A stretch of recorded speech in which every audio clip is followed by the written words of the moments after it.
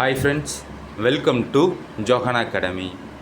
நம்ம சேனல் சார்பாக பிசி எக்ஸாமுக்காக கண்டக்ட் பண்ணுற பெய்டு டெஸ்ட் பேட்சில் உள்ள டெய்லி ஷீட் நம்பர் 1 இதிலிருந்து எடுக்கப்பட்ட ஒன்லைனர் டெஸ்ட்டுக்கான ஆன்சர் தான் இந்த வீடியோவில் நம்ம பார்க்க போகிறோம்.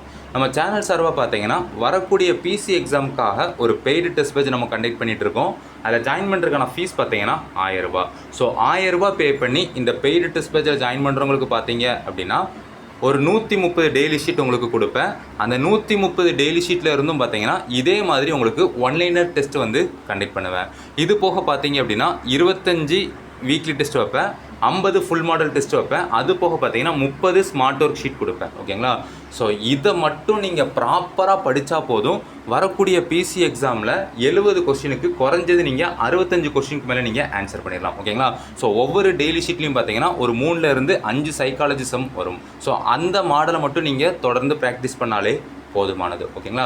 ஸோ யாரெல்லாம் வரக்கூடிய பிசி எக்ஸாமில் கட்டாயம் பாஸ் பண்ணியே ஆகணும் அப்படின்னு சொல்லிட்டு படிக்கிறீங்களோ அவங்க எல்லாரும் நம்ம பிசி எக்ஸாமுக்கான பெய்டு டெஸ்ட் பேட்சில் ஜாயின் பண்ணிக்காங்க.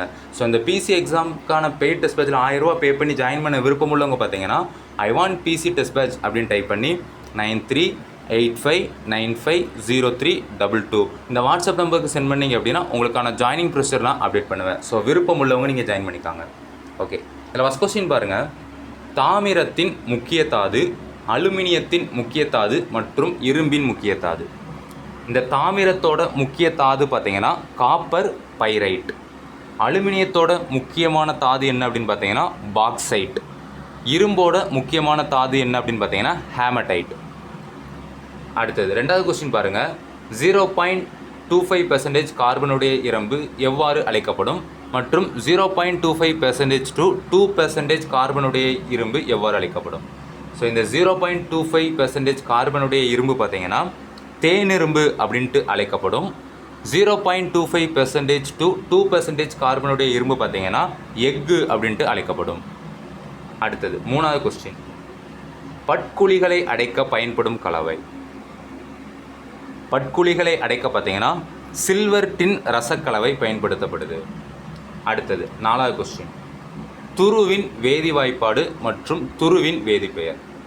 இந்த துருவோட வேதி வாய்ப்பாடு என்ன அப்படின்னு பார்த்தீங்கன்னா Fe2O3X H2O. ஓகேங்களா? ஸோ இதுதான் துருவோட வேதி வாய்ப்பாடு.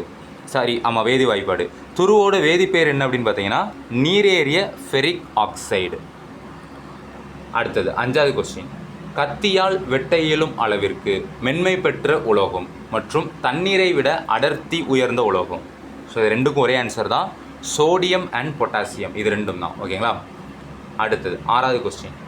புவித்தோட்டில் மிகச் செறிந்து காணப்படும் உலோகம் மற்றும் ரோமானியர்களால் குப்புரம் என்று அழைக்கப்படும் உலோகம்.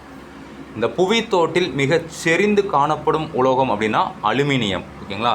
ஸோ ரோமானியர்களால் குப்ரம் அப்படின்ட்டு அழைக்கப்பட்ட உலோகம் அப்படின்னா தாமிரம். அடுத்தது ஏழாவது கொஸ்டின். பாக்சைட்டின் வேதி வாய்ப்பாடு மற்றும் காப்பர் பைரேட்டின் வேதி வாய்ப்பாடு. ஸோ இந்த பாக்சைட்டோட வேதி வாய்ப்பாடு என்ன அப்படின்னு பார்த்தீங்கன்னா Al2O3 2H2O. இந்த காப்பர் பைரேட்டோட வேதி வாய்ப்பாடு என்ன அப்படின்னு பார்த்தீங்கன்னா CuFeS2.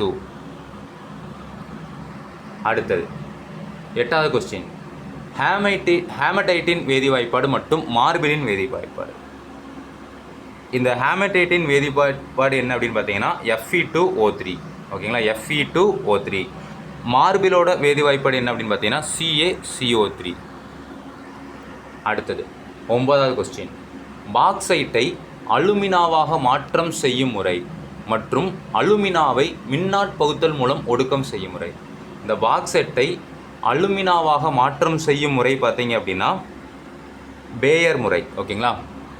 இந்த அலுமினாவை மின்னாற்பகுத்தல் மூலம் ஒடுக்கம் செய்யும் முறை பார்த்தீங்க அப்படின்னா ஹால் முறை. அடுத்தது 10வது கொஸ்டின். பாதரசத்துடன் உலோகம் சேர்த்த கலவை மற்றும் காரியம், வெள்ளியம், பிஸ்மத் மற்றும் காட்மியம் தூள் போன்றவை உருக்கி சேர்த்த கலவை. இந்த பாதரசத்துடன் உலோகம் சேர்த்த கலவை அப்படின்னா ரசக்கலவை. ஓகேங்களா? இந்த காரியம், வெள்ளியம், பிஸ்மத் மற்றும் காட்மியம் தூள் போன்று உருக்கி சேர்த்த கலவை பார்த்தீங்கன்னா மரக்கலவை, அதாவது மர உலோகம். அடுத்தது 11வது கொஸ்டின். தனிம வரிசை அட்டவணையில் தொகுதி 18 இடம்பெற்றுள்ளது மற்றும் தொகுதி 16 இடம்பெற்றுள்ளது.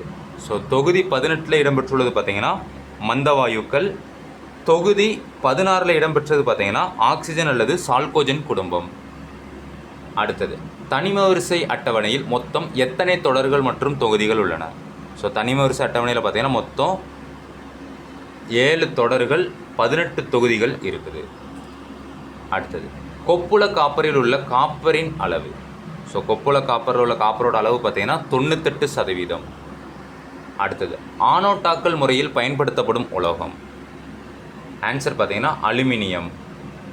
அடுத்தது இரும்பின் மீது துத்தநாக மின்முலாம் பூசுவதற்கு பெயர் மற்றும் ஒரு உலோகத்தை மற்றொரு உலோகத்தின் மேல் மின்சாரத்தின் மூலம் பூசுதல். இந்த இரும்பின் மீது துத்தநாக மின்முலாம் பூசுவதற்கு பெயர் என்ன அப்படின்னு பார்த்தீங்கன்னா நாகமுலாம் பூசுதல். ஓகேங்களா? ஒரு உலோகத்தை மற்றொரு உலோகத்தின் மேல் மின்சாரத்தின் மூலம் பூசுதல் பார்த்தீங்கன்னா மின்முலாம் பூசுதல்.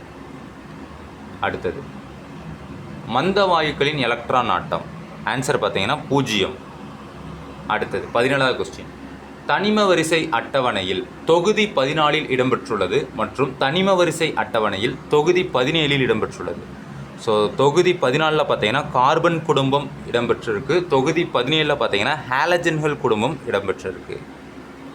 அடுத்தது அதி வினைப்படும் உலோகம் மற்றும் சாதாரண வினைப்படும் உலோகம். ஸோ அதி வினைப்படும் உலோகம் அப்படின்னா சோடியம், பொட்டாசியம், கால்சியம், மெக்னீசியம். ஓகேங்களா? சாதாரணமாக வினைப்படும் உலோகங்கள் அப்படின்னா ஜிங்க், அயன், காப்பர், லெட். அடுத்தது விமானத்தின் பகுதிகள் ப்ரெஷர் குக்கர்கள் தயாரிக்க பயன்படும் உலோகம் மற்றும் விமானத்தின் பகுதிகள் அண்ட் அறிவியல் உபகரணங்கள் தயாரிக்க பயன்படும் உலோகம். ஸோ விமானத்தின் பகுதிகள், அதுக்கப்புறம் ப்ரெஷர் குக்கர்கள், இது தயாரிக்க பார்த்தீங்க அப்படின்னா டியூராலமின் அப்படிங்கிற உலோகம் பயன்படுத்தப்படுது. அதே மாதிரி விமானத்தின் பகுதிகள், அதுக்கப்புறம் அறிவியல் உபகரணங்கள், இது தயாரிக்க பார்த்தீங்கன்னா மெக்னீசியம் அப்படிங்கிற உலோகம் பயன்படுத்தப்படுது. அடுத்தது 20வது கொஸ்டின். எலக்ட்ரான் கவர்த்தன்மையை கணக்கிடுவதில் டேஸ் அளவீடு பயன்படுகிறது. ஸோ இதுக்கான ஆன்சர் பார்த்தீங்கன்னா பாலிங் அளவீடு. அடுத்து 21வது கொஸ்டின். அயனியாக்கும் ஆற்றல் எவ்வாறு அழைக்கப்படும் மற்றும் அயனியாக்கும் ஆற்றலின் அலகு. அயனியாக்கும் ஆற்றல் பார்த்தீங்க அப்படின்னா அயனியாக்கும் என்தால்பி அப்படின்ட்டு அழைக்கப்படுது. ஸோ இதோட அலகு என்ன அப்படின்னு பார்த்தீங்கன்னா kg/mol. அடுத்தது ஆக்சைடு தாதுக்கள் எம்முறையில் தூய்மையாக்கப்படுகின்றன மற்றும் லேசான தாதுக்களான சல்ஃபேட் தாதுக்கள் எம்முறையில் அடர்ப்பிக்கப்படுகின்றன. ஸோ ஆக்சைடு தாதுக்கள் பார்த்தீங்கன்னா புவியீர்ப்பு முறையில் பிரித்தல் மூலம் தூய்மையாக்கப்படுது. ஓகேங்களா? லேசான சல்ஃபைடு தாதுக்கள் பார்த்தீங்கன்னா நுரைமிதப்பு முறை மூலம் அடர்ப்பிக்கப்படுது. அடுத்தது 23வது கொஸ்டின். இரும்பானது ஈரக்காற்றுடன் வினைபுரிந்து உருவாக்குவது மற்றும் செஞ்சுடைற்றிய இரும்பின் மீது நீராவியை பாய்ச்சுவதன் போது உருவானது. ஸோ இரும்பானது ஈரக்காற்றுடன் வினைபுரிந்து பார்த்தீங்கன்னா பழுப்பு நிற நீரேறிய ஃபெரிக் ஆக்சைடை உருவாக்குது. ஓகேங்களா? அதுவே செஞ்சோடேற்றிய இரும்பின் மீது நீராவியை பாய்ச்சும் போது மேக்னெட்டிக் ஆக்சைடு உருவாகுது. அடுத்தது 24வது கொஸ்டின். ஜிங்க் மற்றும் காப்பரை உருக்கி சேர்த்தல் மூலம் உருவாவது. ஆன்சர் பார்த்தீங்கன்னா பித்தளை. அடுத்தது 25வது கொஸ்டின். கம்பிச்சுருள் மின்காந்தங்கள் மற்றும் நங்கூரங்கள் செய்ய பயன்படுவது. ஆன்சர் பார்த்தீங்கன்னா தேனிரும்பு. அடுத்தது கழிவுநீர் குழாய்கள், ரேடியேட்டர்கள், கழிவுநீர் சாக்கடை மூடிகள் மற்றும் இரும்பு வேலிகள் செய்ய பயன்படுவது. ஆன்சர் பார்த்தீங்கன்னா வார்ப்பிரும்பு. அடுத்தது குறைவான வினைப்படும் உலோகங்கள். ஆன்சர் பார்த்தீங்கன்னா AgHg. அடுத்தது பாறை உப்பு எதனுடைய தாது. ஆன்சர் பார்த்தீங்கன்னா ஹேலைடு. அவ்வளோதான். தேங்க்யூ.